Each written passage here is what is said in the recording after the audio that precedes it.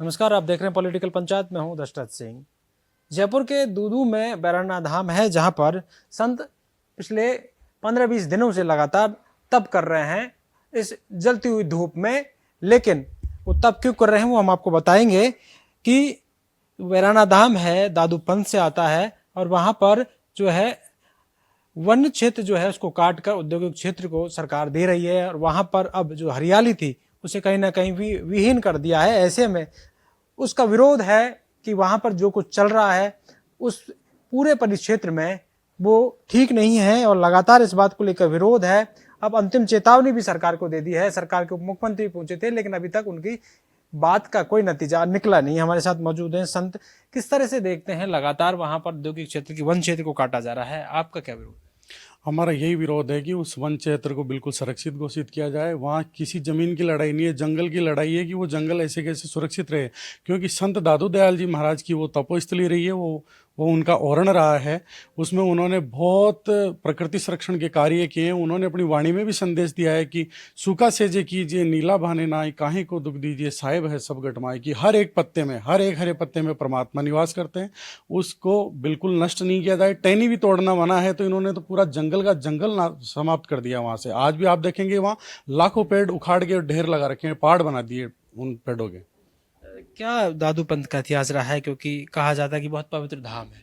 संत दादू दयाल जी महाराज 16वीं सदी के संत थे। उनका वो निर्वाण स्थल है। वहाँ पे वो सहशरीर गुफा में प्रवेश कर गए थे। उनके 100 शिष्य भी उनके साथ में। आज भी ऐसी मान्यता है वहाँ लोकल में, और जो इतिहास रहा है कि संत दादू दयाल जी महाराज के 100 शिष्य आज भी उस पहाड़ी में विद्यमान है, भजन कर रहे हैं। अनेकों अनेक चमत्कार वहाँ जनता को देखने को मिलते हैं।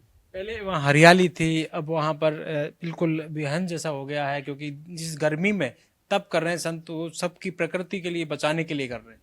जी बिल्कुल, ये प्रकृति संरक्षण का ही एक कार्य कर रहे हैं संत। अपने स्वार्थ के लिए कुछ भी वहाँ पे नहीं हो रहा है, केवल वन्य जीव संरक्षण के लिए ये संत ऐसा कार्य कर रहे हैं वहाँ। देखिए, हमारे साथ प्रकृति को बचाने के लिए लंबे वक्त से लड़ाई लड़ रहे हैं, पेड़ों को लगाने का काम करते हैं। किस तरह से, क्योंकि पेड़ काटे जा रहे हैं। पेड़ों को काटने के पीछे मकसद आप सबको पता है कि किसी औद्योगिक क्षेत्र को लेकर। लेकिन सरकार एक तरफ तो कुछ कहती है कि पेड़ लगाओ, एक तरफ पेड़ों को काटा जा रहा है औद्योगिक क्षेत्रों के लिए। देखिए, सरकार जब कहती है कि पेड़ लगाओ तो सरकार को पेड़ लगाने चाहिए और आमजन को भी पेड़ लगाने चाहिए, उसमें कोई दो राय नहीं है। लेकिन पेड़ लगाने के पीछे जब हम कहते हैं कि पेड़ लगाओ लेकिन पीछे काटो या पीछे से रईसों से उनको कटवाओ, तो फिर वहाँ पे प्रश्नवाचक चिन्ह जो है सरकार के ऊपर लगता है। अभी सरकार का जो पिछले 5-7 साल 10 साल के अंदर जो रवैया रहा है पेड़ों को लेके, वो काफ़ी निंदनीय है और बिल्कुल भावपूर्ण सरकार ये नहीं है प्रकृति को लेके। एक तरफ बीघा के बीघा दूर दराज किलोमीटर के किलोमीटर जंगल काटे जा रहे हैं और अगले दिन उसको जस्टिफाई करने के लिए या जनता को गुमराह करने के लिए ये सरकार अगले दिन पूरे फ्रंट पेज पे ऐड देती है, एक पेड़ माँ के नाम, ताकि पीछे जो जंगल काटा उसका विरोध अगर करे तो सरकार उनको पूरा हर आदमी के दिमाग में भर दे कि एक पेड़ माँ के नाम लगाने वाली ये सरकार है, ये जंगल कैसे काट सकती है। लेकिन आप चारों तरफ देख रहे हैं तबाही मच रही है। जिस तरीके से जानवरों को, पशु पक्षियों को, नालों को, प्रकृति को इस सरकार ने पिछले 5-7 साल के अंदर जितना नुकसान पहुंचाया है, हमारे पिछले 500 साल में कभी उतना नुकसान नहीं पहुंचा है। जिस तरीके से AQI एयर क्वालिटी के अंदर भारत, जिस तरीके से बच्चे भारत के रो रहे हैं, बीमार हो रहे हैं, आप देख रहे हैं 3-3, 4-4 साल के बच्चों के फेफड़े ऐसे हैं जैसे पता नहीं कितनी इन्होंने प्रदूषण को ऑलरेडी झेल लिया है। सभी तरीके से आप जितने सर्वे रिपोर्ट्स निकालेंगे, पर्यावरण जो है वो भारत के लिए आने वाले 5 से 10 वर्षों के अंदर सबसे बड़ी समस्या बन चुकी है और वो बनने वाली है। भुखमरी से लोग कम मरेंगे, दूषित हवा से लोग ज़्यादा मरेंगे। लेकिन सरकार को इसकी तरफ कुछ नहीं देखना। गिरगिट की ये पूरी सरकार है। डॉक्टर प्रेमचंद बेरवा जी जो डिप्टी CM है, वो हमारे पास आते हैं, हमें कहते हैं कि हम आपके लिए कुछ बात करेंगे, और 12 घंटे के अंदर ही बड़े बड़े इंडस्ट्रियलिस्ट के साथ, रिको के लोगों के साथ बैठ के कहते हैं कि हमने आपको आवंटित कर दिया है। यानी संतों को भी कह रहे हैं कि हम आपके लिए कुछ करेंगे और उधर जाके उस चीज़ को सेलिब्रेट कर रहे हैं। हमारा जो संत समाज है उसका मजाक वो उड़ा रहे हैं। जिस तरीके से जनता का मजाक ये पूरा प्रशासन और नेता बना रहे हैं, काफ़ी निंदनीय है। और मैं समझता हूँ कि कल, आज रात को 12 बजे तक का संतों ने समय दिया है, कल जीवित समाधि वो लेंगे। अगर वहाँ पे कोई भी समाधि लेते हैं संत समाज, तो ये मुख्यमंत्री और उप मुख्यमंत्री के हाथ से करा हुआ कृत्य इसको माना जाए। जिस तरह से आप देख रहे हैं कि एक तरफ ये सारी चीजें हो रही है, कितना पूरा वो क्षेत्र है आपका जहाँ पर ये सारा काम किया जा रहा है? ये करीबन 800 बीघा से ऊपर ये क्षेत्र है, और इस क्षेत्र से मात्र 1 किलोमीटर दूर इनके पास ऐसे क्षेत्र हैं जहाँ पे ये रिको ला सकते हैं। लेकिन क्या समस्या है कि जब ये एनओसी और एफिडेविट देते हैं तो कहते हैं हम जमीन से पानी नहीं निकालेंगे, लेकिन जब रिको इनको अलॉट करना होता है या किसी भी तरीके की इंडस्ट्री लेके आनी होती है तो ये ऐसी जगह लेके आते हैं जहाँ पानी पहले से मौजूद है। कागज में ये लिख के देंगे कि हम पानी की व्यवस्था जो है वो वाटर हार्वेस्टिंग से करेंगे या दूसरे स्रोतों से करेंगे, लेकिन हम जमीन से पानी नहीं निकालेंगे। लेकिन जैसे ही वहाँ पे ये पूरे प्लांट्स वगैरह इनके लगने शुरू होते हैं, जमीन का सारा पानी जो है वो ये निकाल लेते हैं, और पूरे इलीगल पूरा कारोबार ये चलता है। आपने देखा था काले डोरा के अंदर पेप्सी का प्लांट लगा था, उन्होंने कितना बड़ा विरोध किया था, लेकिन अगर आप पेप्सी के कागज देखेंगे तो उन्होंने एफिडेविट दे रखा है कि हम ग्राउंड वाटर जो है वो बिल्कुल नहीं निकालेंगे। तो ये पूरा जो ढांचा है, इंस्पेक्टर जाता है 100 रुपये 200 रुपये में बिक जाता है, 500 रुपये में बिक जाता है, तो ये प्रकृति बचेगी कैसे? अगर भ्रष्टाचार की भेंट आप प्रकृति को भी चढ़ाएंगे तो फिर इस देश में कुछ बचने वाला है नहीं। एक और तो जिस तरह से हरियाली की बात करते हैं, आप लगातार पेड़ों को लगा रहे हैं, दूसरी तरफ इस तरह की चीज़ें, ये पहला उदाहरण नहीं है। और जिस तरह से चाहे पश्चिमी राजस्थान की बात कर लें, खेजड़ी बचाओ के लिए, उरण बचाओ के लिए वहाँ पर सोलर के नाम पर जिस तरह से ज़मीन को आवंटित किया गया, और दूसरी ओर इस तरफ अब राजस्थान कहीं वो इलाका जहाँ राजधानी उससे नज़दीक दूदू में ये चीज़ें, और संतों को आंदोलन करना पड़ रहा है। कई जगह ऐसी चीज़ें देखी जा रही हैं। तो संतों के नाम पर, गाय के नाम पर, सनातन के नाम पर, हिंदू के नाम पर लगातार वोट लेते जा रहे हैं, लेकिन संत आज आंदोलन रहते हैं।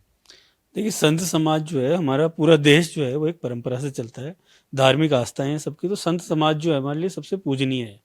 जब सबसे पूजनीय समाज है तो जाहिर सी बात है कि जब संतों का कुछ आदेश होता है या संतों का कोई मार्गदर्शन होता है तो पूरा देश उसके ऊपर चलता है।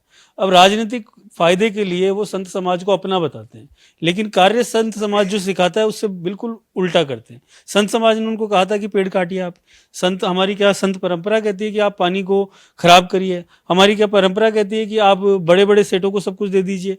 ये संतों का मैसेज थोड़ी है। संत तो कहते हैं सब समान है, पेड़ हो चाहे आदमी हो चाहे पशु हो चाहे पक्षी हो, सब में वही आत्मा बसती है जो हम सब में है, हम सब एक हैं। संत समाज हमें ये मैसेज देता है।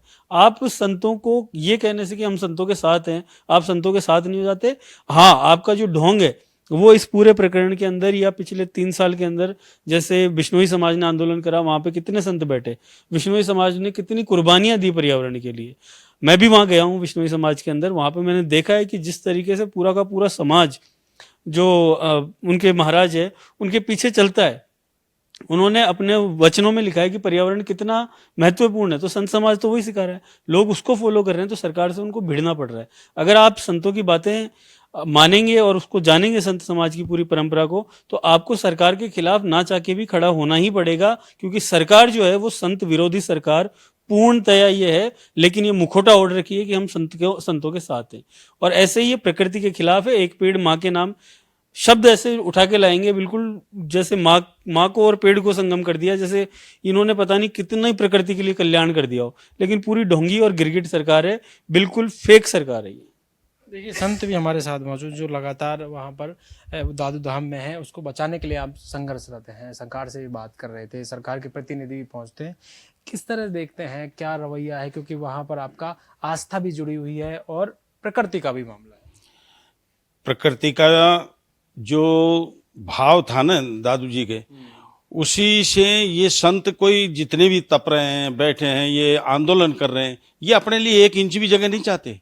ये उन पशु पक्षी जीव जंतु जो आज बेघर हो गए, जिनका आशियाना वहाँ से ख़त्म कर दिया इन लोगों ने, उसको वापस बसाने के लिए वहाँ पर बैठे हैं। वो चाहते हैं कि उनका वापस वहाँ बसेरा हो और वापस उन पेड़ पौधे लगा करके उस जगह को पुनर्जीवित किया जाए, और उन सभी जो जीव इधर उधर हो गए, ख़त्म हो गए, अब जो हैं वो वहाँ पर विचरण करें रहें। इसके लिए ही वो सब कुछ संघर्ष कर रहे हैं। किस तरह से, क्योंकि एक तरफ जब खेजड़ी का आंदोलन चला या उरण का बचाव आंदोलन का चला, तो बहुत सारे लोकल विधायक, चरवंत सिंह भाटियों अन्य विधायक साथ आए जरूर थे। यहाँ कोई लोकल इस तरह की मूवमेंट दिखता नहीं है। लोग जरूर अपने आप में आ रहे हैं प्रकृति को बचाने के लिए, संत लगातार इस तरह के काम कर रहे हैं कि जिससे कि प्रकृति बचे। नहीं, बिल्कुल सभी चाहते हैं, जितने भी हैं। शुरू से दादू जी महाराज ने संदेश जीव जंतु पशु पक्षी सब में परमात्मा का उन्होंने देखा, सब में परमात्मा है, सभी में। तो उसी को धारण करते हुए जितने भी उनके संत हैं, अनुयायी हैं या उनके सेवक हैं, वो उस जगह को एक श्रद्धा का केंद्र और उन जीव जंतुओं में भी वो परमात्मा का निवास गणते हैं और उनकी सेवा के लिए ही ये कार्य कर रहे हैं, न कि खुद के लिए कोई 1 इंच भी जगह नहीं चाहिए। वो तो केवल इन सभी के लिए, जीव जंतु, पशु पक्षी, जानवर जितने भी हैं, उन सब के लिए कर रहे हैं। कितने पेड़ कट गए, कितने जीव जंतु पर वहां से निकल गए, क्या परेशानी बहुत ज्यादा हो रही पेड़ तो हजारों की संख्या में कट गए, आज भी पड़े हैं बड़े बड़े, और जितने भी जीव जंतु हैं वो असंख्य रूप में खत्म हो गए, दब गए, नीचे दाब दिए गए। भारी भारी नाले थे, उन सबको बराबर किया तो उस मिट्टी में ही दाब दिए उन्होंने। देखा नहीं जाता है संतों का वहाँ जो देखते हैं ना, तो एक बहुत करुणा में वो हृदय विराजित भाव होता है। सुबह आप वहाँ आएंगे, सुबह शाम देखेंगे तो मोर इस तरह से कुल्लाते हैं, अगर आदमी की आत्मा ही रो उठती है कि इनके साथ क्या हो रहा है। ऐसे उन पशु पक्षी जीव जंतुओं को इन्होंने घर से बेघर कर दिया, उजाड़ दिया उनका आशियाना। ये बहुत गलत कृत्य किया है। कल बड़ा आंदोलन करने वाले आप लोग? हाँ, कल का बहुत बड़ा आंदोलन उन सभी अनुयायियों के, उन सभी श्रद्धालुओं के, उन सभी संतों के भाव के अनुरूप है और सभी अपने अपने भाव से इसमें बहुत आक्रोशित हैं। अगर सरकार सुन नहीं रही है तो अलग अलग अपने अपने हिसाब से संत हैं जो समाधि लेने के लिए तैयार है, जनता है वो रोड जाम करने के लिए तैयार है, और कोई जयपुर कूच करने के, अलग अलग अपने अपने भाव हैं। उस हिसाब से इस आक्रोश को और इस आंदोलन को दिशा देने की सब बातें कर रहे हैं। अब वो कल का उस समय का क्या होगा वो तो उस महा आंदोलन सरकार रहेगा। को चेतावनी दे रहे हाँ, चेतावनी तो है ही, चेतावनी नहीं देंगे, जब परेशान होंगे, कोई नहीं सुनेगा तो आखिरी कदम तो यही होता है, इसके अलावा कोई चारा ही नहीं बचता है। तो फिर तो आदमी कुछ न कुछ तो करता है, करो मरो की स्थिति आ ही जाती है। ये सुनेंगे नहीं तो।